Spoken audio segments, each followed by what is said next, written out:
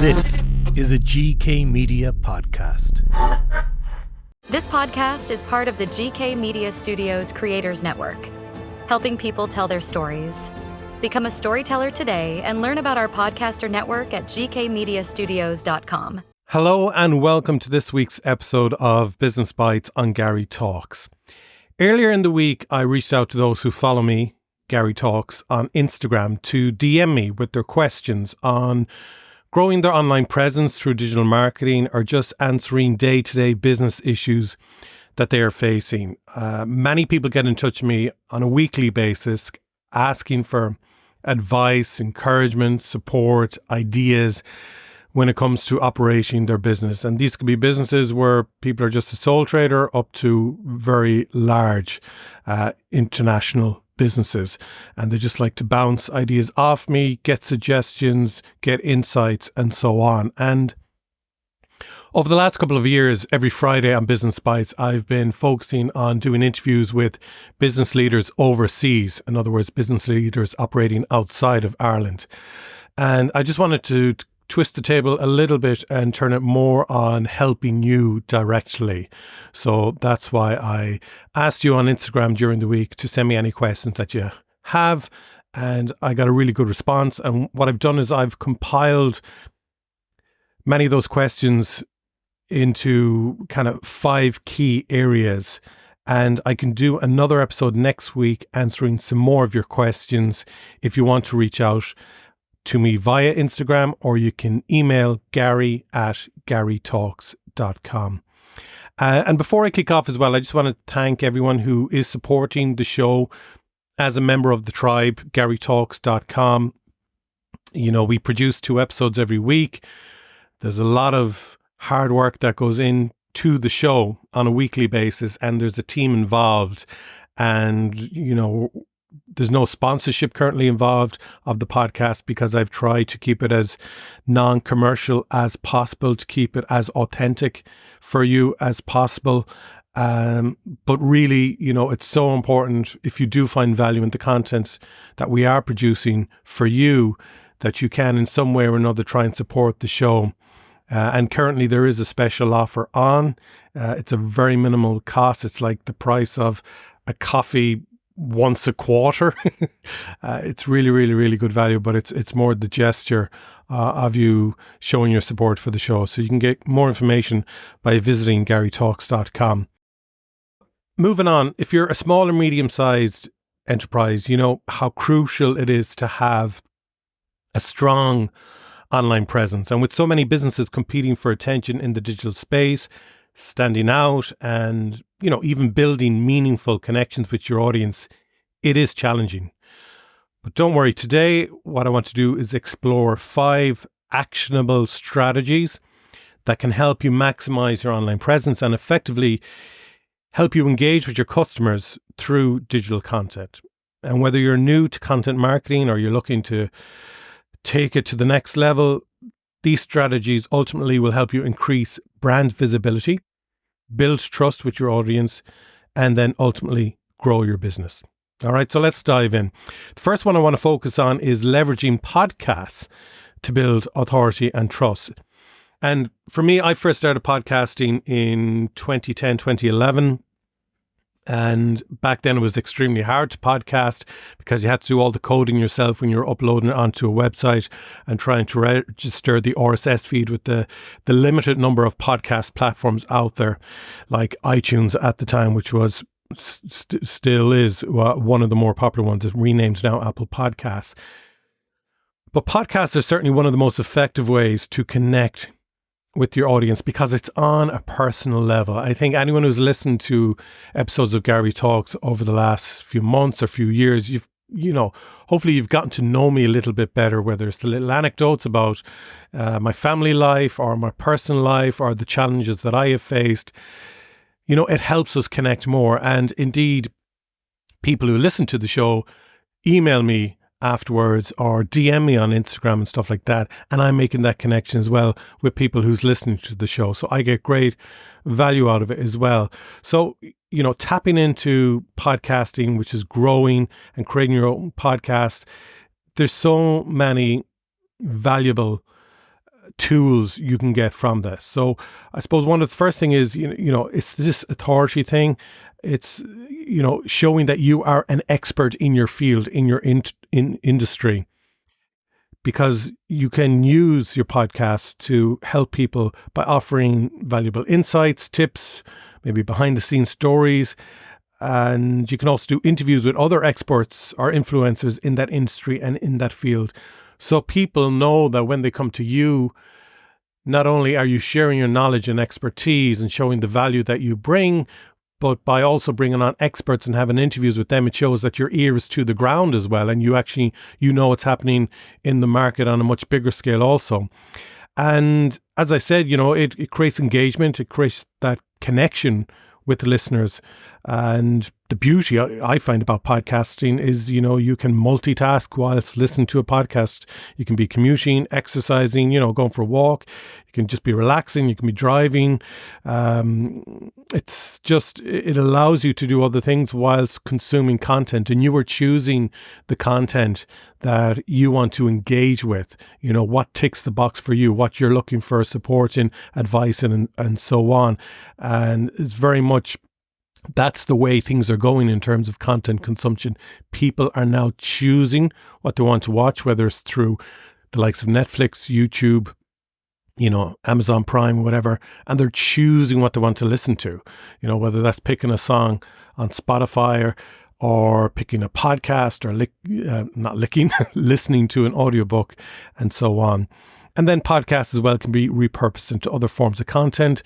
So for those who follow GarryTalks.com, there's the newsletters, there's the blogs. If you follow us on our social media platforms, you get to see video clips of the one-on-one interviews that I do during the week. So, it's great for repurposing content and having that brand visibility. And by creating a simple podcast that's focused on solving common problems, you're sharing insights related to your industry. It's just an all-round beneficial experience for everyone. So that's a little thing on podcasts. I'd say number 2 is utilizing live streaming for real-time interactions. So even someone yesterday went on YouTube for 9 minutes, I think it was, just to do a shout out, and got 9 subscribers within those 9 minutes. Very simple thing to do, but they've now 9 more people engaged in the content that they're doing. Whereas, they didn't have to create any content. They didn't have to put any money behind it. They just allocated 9 minutes of their time yesterday to hop on a computer, have a chat, and converse with people in the chat as such that was in the pop-up window, and got more subscribers. So live streaming, it's an incredible tool for building direct and authentic connection with your audience. And you can live stream on the likes of Instagram Live, Facebook Live, YouTube Live, LinkedIn Live. And it's allowing you to interact with your audience in real time. And real-time engagement is so powerful.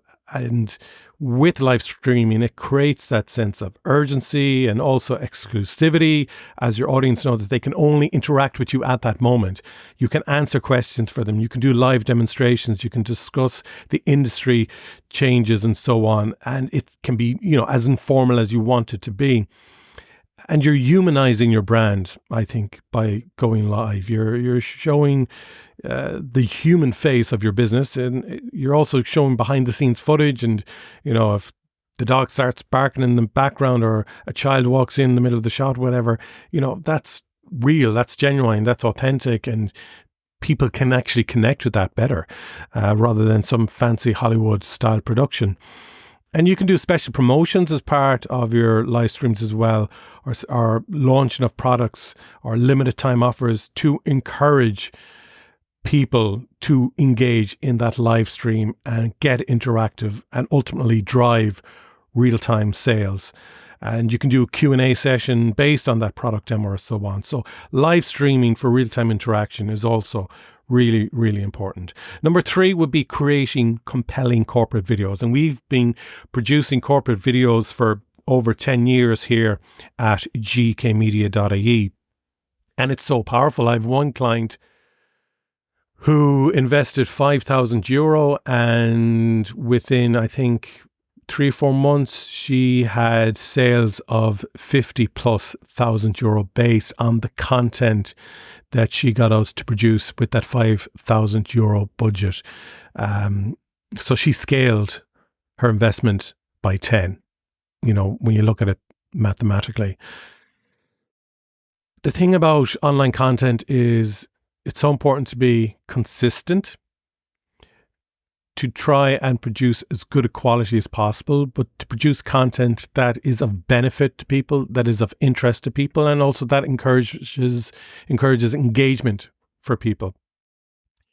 And corporate videos are so important because you're showcasing your brand, you're telling the story of your business, you're highlighting your values, you're explaining why you're passionate about what you do. And the reason for this is it's crucial to build an emotional connection with your audience. Your passion for what you do has to shine through. You want them to join you on the journey. And then again, just like live streaming, videos allow you to demonstrate your product or your services, making it easier for potential customers to understand the value that you bring. You can do tutorial videos to educate your audience and so on. So it's not only people hearing about your business, but they're seeing you, they're seeing the face, the tone, they're getting a sense of the personality, the culture, the sort of customers that you work with, and so on. There's so much value brought through video. And again, a lot of the content we consume online is video-based. TikTok, Instagram, LinkedIn, YouTube, Netflix. We're constantly watching videos on a daily basis through our devices. And so many messages can be compressed and delivered quickly through the format of video. So number 3, I would say really consider investing, even not money, but investing your time in creating video content. Number 4 is collaborate with ambassadors or influencers. And I think really in business, what you should be focusing on is making your customer an ambassador for your business by the great service and experience that they get from being a customer of your business. You want them out there shouting about you, singing your praises, saying how amazing it was, either buying your product or availing of your service and so on. So that's a key area, turning your customers into your brand ambassadors and also working with influencers. Influencer marketing does work. Okay, I know people can get a little bit snobby about it. It works if you get the right influencer. And what I mean by getting the right influencer is, who's the audience you want to speak to? Who are they? Define them, profile them. Who is the audience you want to speak to? And then, what influencer is out there speaking to that specific audience? And that's the influencer you want to engage in working with you. So you can tap in to their audience, who is the audience that you desire. That's the idea. It's a targeted reach audience. It's niche marketing, but the investment is worth it because you're basically targeting people who are most likely to be interested in your products or in your services, rather than that expansive form of reach, which is often done through traditional advertising and marketing. And if they're a good influencer, if they're an authentic influencer, they already have built up that trust. You don't want an influencer who will just do a blog or a video on anything. Any company that approaches them, they'll happily take the money or take the freebie product and do a video on it. That's not the influencer you want. You want one who is credible in their area. So that authenticity then transfers on to you and your product, your business. And micro-influencers are really cost effective, because the thing people don't understand is they kind of presume, okay, if this influencer has 1 million followers and this other one has 20,000 followers, I need to go for the one who has 1 million followers. But as a matter of fact, sometimes the micro-influencers, the ones who have a smaller gathering of followers, they have much higher engagement. So someone may have 1 million followers, but only a fraction of people may actually be looking at their content on a regular basis. Whereas for the micro-influencer, they might have a much stronger engagement rate.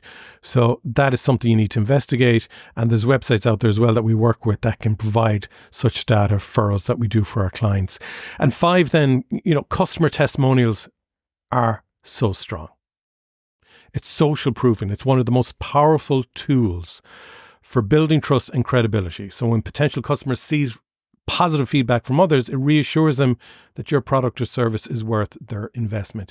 Again, I go back to years ago, there used to be a thing in Ireland called the Golden Pages, and it was this big phone book with all the different businesses around. And if you wanted a plumber, you'd open up and you go to P in the Golden Pages phone book, and you scroll down then for all the plumbers in your area. And you could have 20, 30 plumbers. But if someone comes up to me and says, you know what, I got Joe Bloggs last week to do plumbing in my kitchen, and he was brilliant. He turned up in time. He didn't make a mess. We had a great chat.